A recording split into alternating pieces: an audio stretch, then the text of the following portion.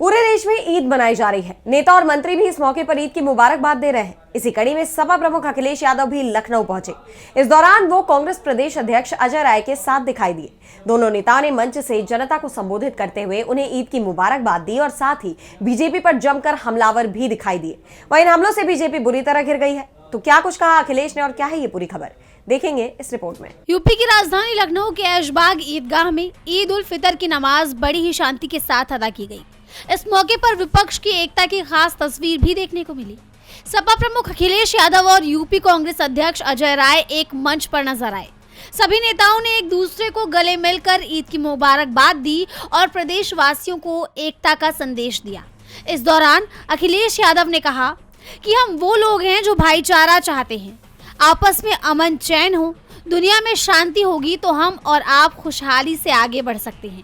आप सबको ईद की बहुत बहुत मुबारकबाद। वहीं जनता को संबोधित करने के बाद मीडिया से बातचीत के दौरान अखिलेश यादव बीजेपी पर हमलावर नजर आए। उन्होंने सीधे तौर पर पीएम मोदी की घेराबंदी करते हुए कहा, भारतीय जनता पार्टी कहां तनाव न पैदा कर दी,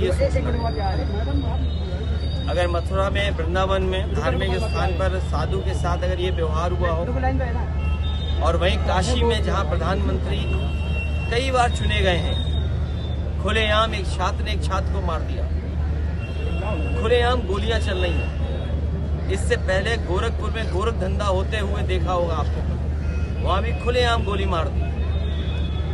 पूरे प्रदेश में जो चाहता है वो कर लेता है, कोई कानून व्यवस्था की कोई व्यवस्था नहीं बची। वहीं पश्चिम बंगाल चुनाव को लेकर भी उन्होंने बयान दिया और मुख्यमंत्री ममता बनर्जी की जीत का दावा किया। उन्होंने साफ कहा कि सच्चाई ये है कि ममता बनर्जी अकेले भी लड़ेंगी तो वो जीत जाएंगी। वो अकेले लड़कर भी सबका मुकाबला कर रही हैं। और सच्चाई है कि वो अकेली भी लड़ेंगी तो भी जीत जाएंगी। वो अकेली लड़कर के भी सबका मुकाबला कर रही हैं। ये जो अधिकारियों का ट्रांसफर हो रहा है बंगाल में, सुना है कि बड़े पैमाने पर अधिकारियों को हटाया गया है। डीजीपी, चीफ सेक्रेटरी या अन्य सेक्रेटरी या अन्य अधिकारी, पुलिस के और प्रशासनिक अधिकारी। लेकिन उत्तर प्रदेश में जब जब बीजेपी के समय पर चुनाव हुआ है, बीजेपी ने एक भी अधिकारी नहीं हटाया। और अधिकारियों ने चुनाव आयोग से मिलकर के बीजेपी के लोगों ने ऐसे अधिकारी सेट किए थे कि रिश्तेदारी आसपास बना रहे, रिश्तेदार के माध्यम से ही हम चुनाव जीत लें। तो एक तरफ जहां बंगाल में तमाम अधिकारियों को हटाया गया, वहीं उत्तर प्रदेश में हम लोगों ने देखा था कहीं किसी अधिकारी को नहीं हटाया गया। अखिलेश यादव का हमला यही नहीं रुका। उन्होंने आगे बीजेपी के अंदर खींचतान का दावा किया और कहा कि राजधानी में अब दोबारा बाटी चोखा की दावत नहीं हो पाएगी। 2027 में बड़ी शपथ होने जा रही है। भाजपा का अब कुछ चलने वाला नहीं है। अखिलेश ने फरसा वाले बाबा की जान जाने के मामले में सीधा सीएम योगी से इस्तीफे की मांग की और कहा, भारतीय जनता पार्टी के लोग कुछ नहीं जानते, वो केवल नफरत फैलाना चाहते हैं और हर परिस्थिति का राजनीतिक लाभ लेना चाहते हैं। अगर साधु बाबा की जान ली गई है तो मुख्यमंत्री जी को इस्तीफा दे देना चाहिए।